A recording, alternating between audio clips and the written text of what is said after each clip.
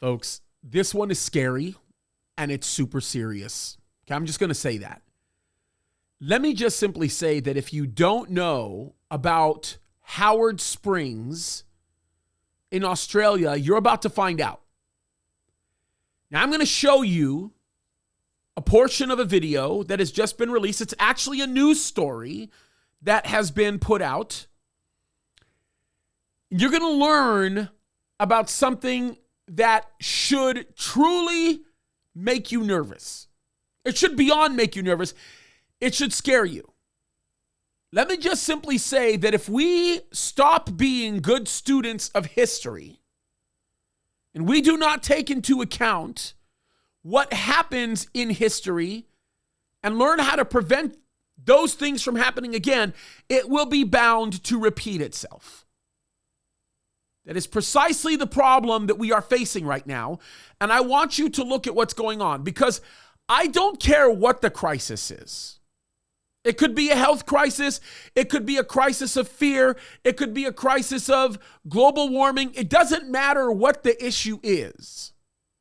When people use a crisis to limit or take away the freedoms of individuals, we have a problem. Don't get me wrong. I'm always for the medical and scientific solutions to solve a problem. I will never stand against that. But when you begin to infringe upon the freedoms of any society in the name of solving a problem, you are going towards literal mass insanity. How about we put it that way? Things break. They don't work. All the king's horses and all the king's men will not put that Humpty back together again.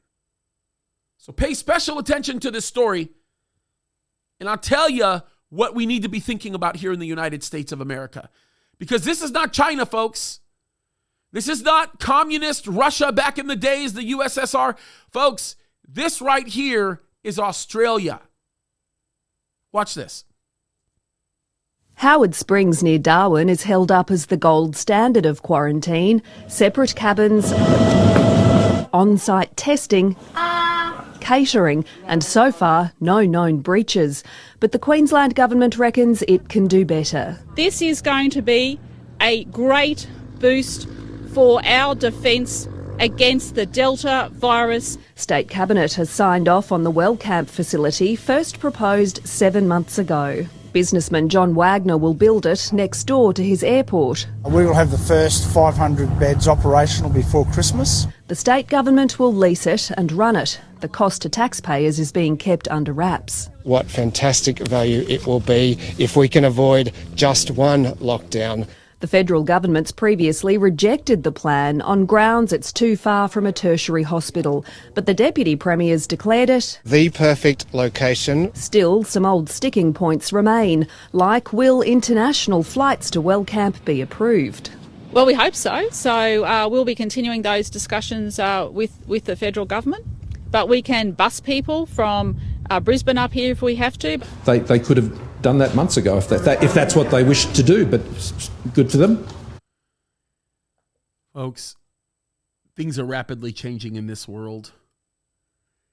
And we are going out of our way to ignore history. I'm not going to talk about the extensive lessons that should have been learned from World War II, whether it be what the United States did with our Japanese citizens, or what happened in Germany. Folks, when we choose to ignore the past, we allow the future to repeat itself, and this is getting crazy. In the United States of America, what prevents this from coming into full fruition are believers who continue to choose to take a stand, and that is precisely what we must do as we begin to see the day approaching.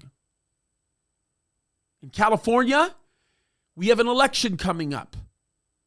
We better fire the governor. We better get smart about how we do things. And it isn't just simply voting. Voting is the nominal. It's the minimal thing we should be doing. It's like brushing your teeth. We should be getting out there and having conversations, getting involved in the process. We should be going to school board meetings, participating in our city councils. We need to make our voices known. Why? Because I'm going to tell you why.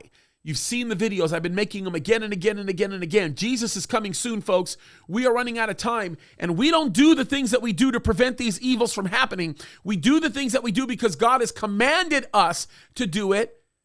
And Lord willing, what will happen is that God will be honored, and he may show his grace and do something about it.